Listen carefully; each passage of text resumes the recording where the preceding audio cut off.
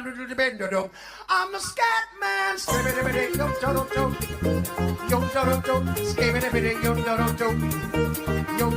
I'm the scat man.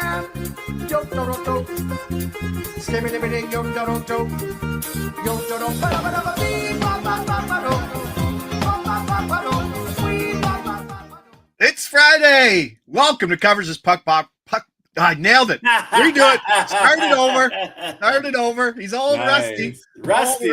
Oh, you still God. got a lot of that dust in your mouth from all those renos, eh? Oh, God. Just drywall dust everywhere. Covers This Puck Props presented by Sports Interaction. There, we got through it. Well done. Oh, Lord. When my wife left with the family like 3 weeks ago, she's like, you're going to be able to take care of yourself? And I'm like, of course I'm going to. I haven't grocery shopped since they left. My fridge is empty. I had to throw out all the produce, everything's it's bare bones in there. They're gonna come back and think I'm living like a caveman, which I basically am. Life is good. You've been ordering Uber Eats every night, so I did the Plus EV Uber Eats move. Yesterday was ordered 2-for-1s from Uber Eats and then used it for lunch and dinner. That's there what you I go. did. That's the move. Not a bad move. Are the best. I know. Sometimes those 2-for-1 orders ain't too shabby. If you start scrolling through, there's some deals. Hit those like buttons there, sniffers, pumpers, everybody. Let's go. Pump it up. Bobby Newport, taquitos in bed. Yeah, I got too much on. I know they're not a sponsor of the show, but Mary Brown's taquitos were a staple early. Maybe they should be. Maybe we should reach out. We should reach out to What them. about shower beers? Any shower beers? I got to get the weight down so I don't lose money to my child. I gotta. No, shower beers. Shower beers are great. But sometimes the day just spins away when you don't have anything to do. Yeah. Went out for lunch. Went out for lunch the other day. Turned into 2:00 in the morning. Bud, like these are the things that can absolutely get you in trouble. And you're smashing games in between, right? Oh. Yeah, I got the stacks in and just kind of looked at it, but of course. Toronto Rangers, even money. Total sitting at 6. I mean, kind of before we even get to this game, I saw you and Jared talk about it Wednesday. You're like, maybe one more game of sloppy play. No, sloppy play still kind of existing. 9-3 to the overs yesterday in that 12-game slate, hitting at about 59% since return. This is about game 4 for everybody back. Are we kind of getting back to systems? I heard McDavid say he's like, if I'd be lying if I told you I was 100% coming back from the tournament. Yeah. Kind of the way things are going with the league, or maybe a full week reset? Well, I mean, I don't know if it's going for the league because 90% of the league was on a 2-week vacation. I think it's more of the players that were participating in that tournament, especially McDavid. Like, this guy played a ton every game. He scored the biggest goal of his career to this date. And I think for McDavid, like, you lose game 7 of the Stanley Cup Finals and then you start doing the math in your head. It's like, man, I was so close. I got to go play 82 games now and go through 4 rounds of the playoffs to get back to this point and try to crack at it again. I think he's just at a point right now where he just wants to play meaningful games. Yeah. And the odd regular season games are just not doing it for him right now. Yeah. I can't imagine what that's like, right? From going from game 7 of the Stanley Cup Finals, meaningful games, not meaningful games during the rest of the season, then to do and then to come back. Look at the way they started the season. It's almost like they were still, feeling the effects of that game 7 loss. And now they've turned it around and now 2 weeks off again. It's like, they know they're comfortably in a playoff spot, and they're like, okay, let's bring the playoffs on. We want to play meaningful hockey. So, and with all the extra workload that McDavid and company that were playing on Canada and US, it's kind of taking a toll on everybody. Can I be honest here? Can I air some things out? Sure. I don't like the Tkachuks. Like, I like what they are, but like as a hockey player, as all 4 lines rolling, got to get the puck in deep, like that type of professional hockey player, I absolutely fucking hate their goddamn media tour. And it kind of showed. Like Tkachuk wasn't even playing. Like Matthew wasn't even playing in that game. Brady can't even come back and play for his club. Like those guys are, and it's like, it kind of shows the dichotomy of like an American and a Canadian in terms of sports and professional, like in the locker room stuff. But how do you feel as a professional seeing that? Because no one really gets out of line in an NHL locker room. No, I love what the Tkachuks are doing. I think hockey's in a place right now that is so popular within just the sports world, not with the hockey world, and they're continuing that momentum coming out of it, because those were the two guys that helped build the momentum of that tournament with that game against Canada, where they let the whole world know that, you know, they were going to play with a lot of pride, and they brought back old school hockey. And look, these guys are dealing with injuries. They put their bodies on the line in that tournament to represent their country. So if they can't play for their own respective clubs right now, why wouldn't they be doing the media tour? It's a perfect time for them to do it. Because if they were playing with their teams, you know, they definitely wouldn't be doing this, because the players would say, oh, enough's enough. You're here. Let's play. Forget this media stuff. But if you're not playing, why not bring more attention to the game of hockey? I love what the Tkachuks are doing. And look, it sucks that both of them aren't, playing for their own teams, but these guys are dealing with real injuries. It's not like they're basketball players and they're like, oh, I can't play. I got a sore toe. You know what I mean? Like, I don't know. It'd leave a little sour taste in my mouth if I was a teammate. I know, and don't get me wrong, like anytime Brady Tkachuk was on that game last Thursday, I was absolutely terrified. Absolutely terrified of that guy. But if I was on his team and I was on a bench, and this is obviously not, I don't have any background in this, but you're like, come on, like enough's enough. Like, get ready, get healthy, get ready. We need you for the playoffs here. Like, especially Brady. They certainly need him. But thanks for the insight on that. That's why I'm sitting here doing renos and not a professional athlete. But okay, let's get to the plays. Let's go.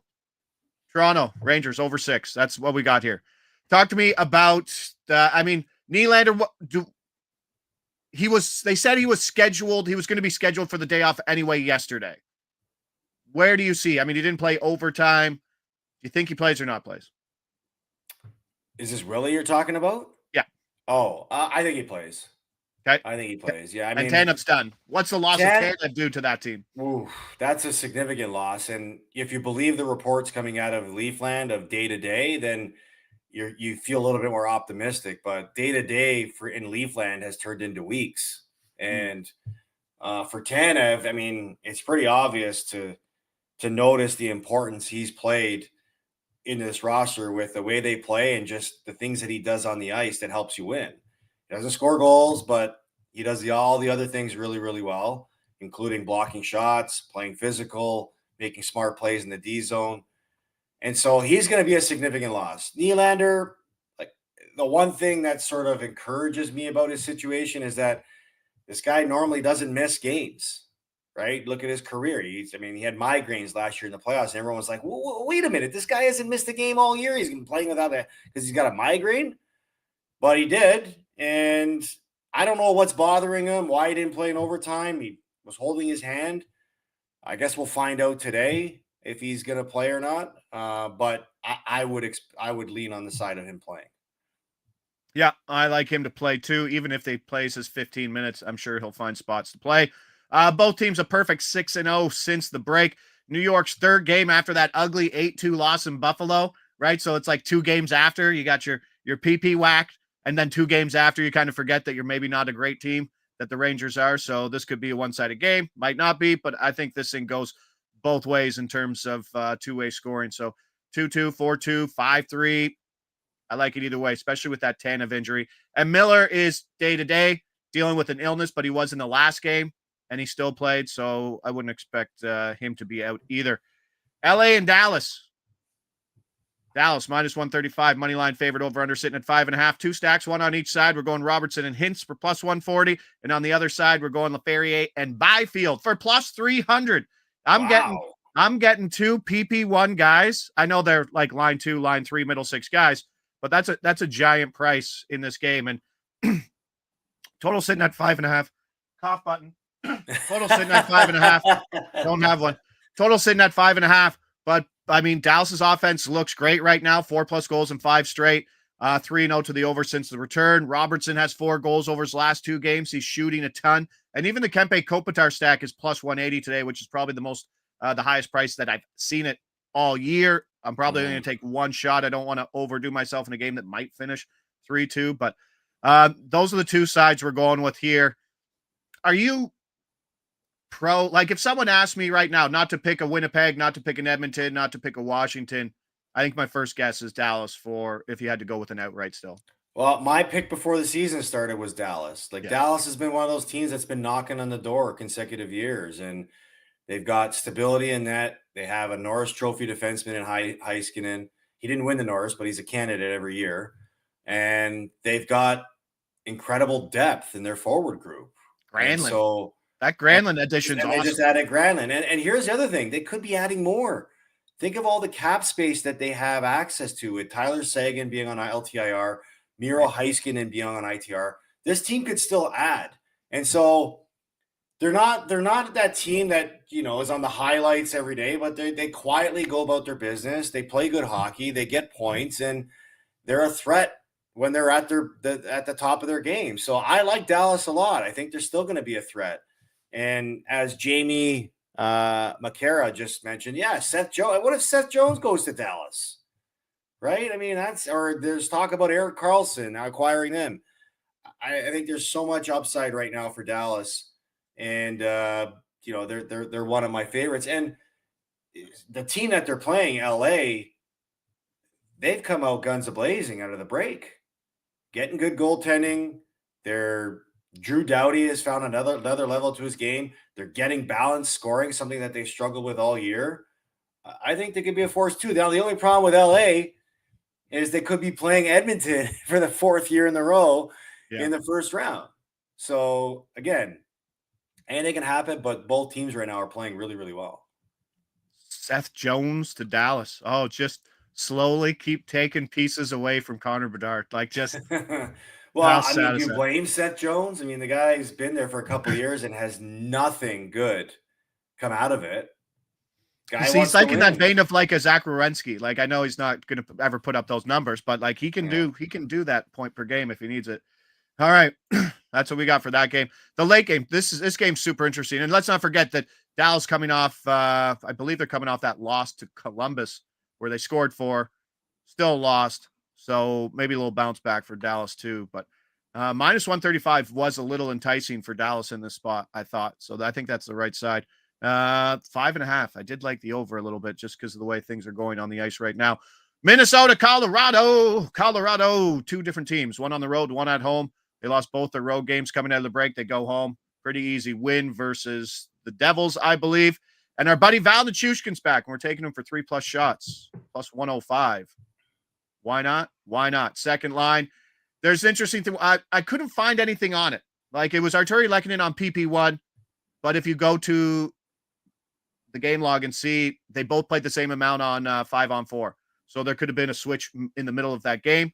So he might be there. We don't know yet. He's plus 400 for a power play point. If he does go PP1, that's a big run.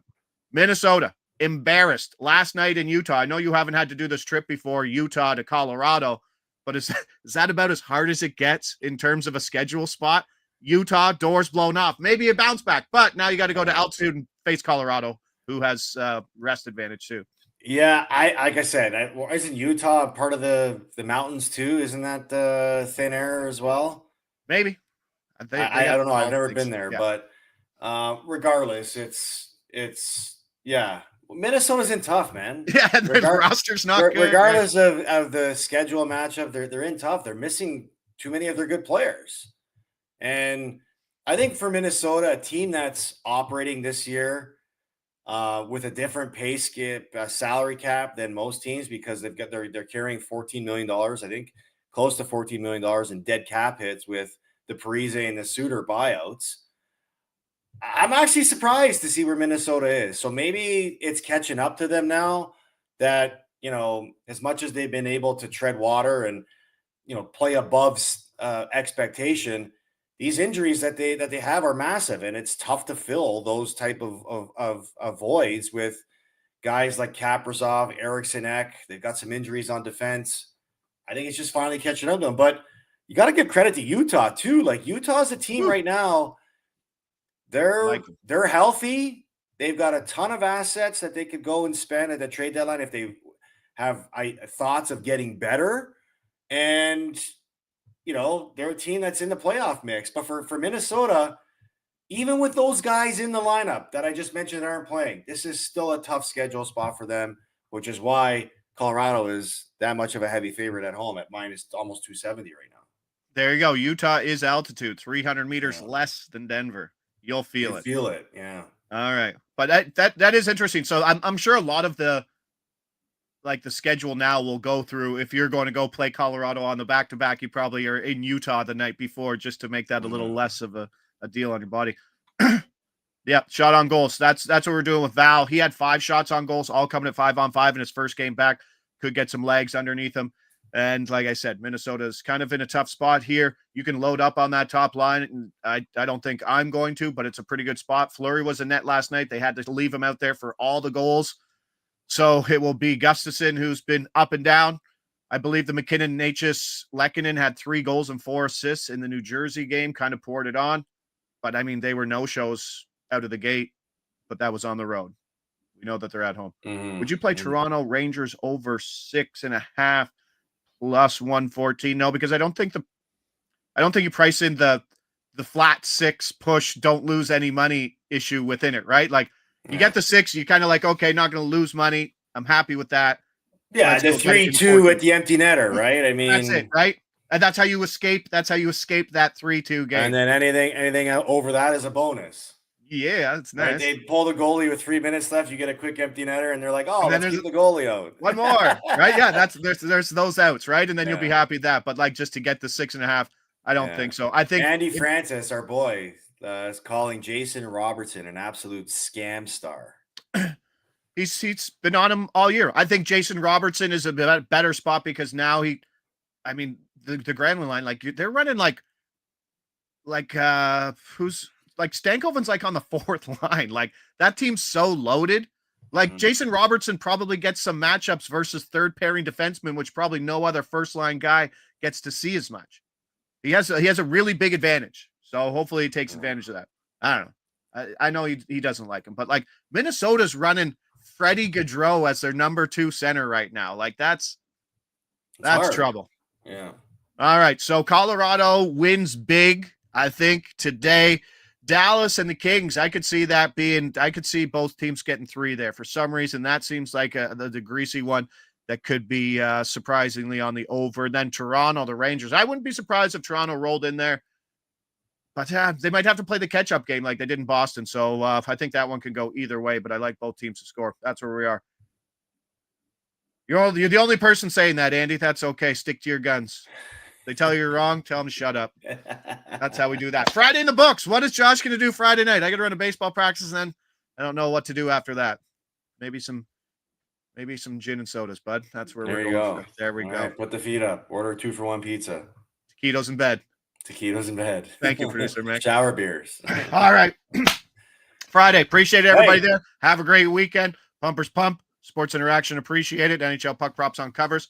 See you back here Wednesday. Great having you back, buddy. See you next week.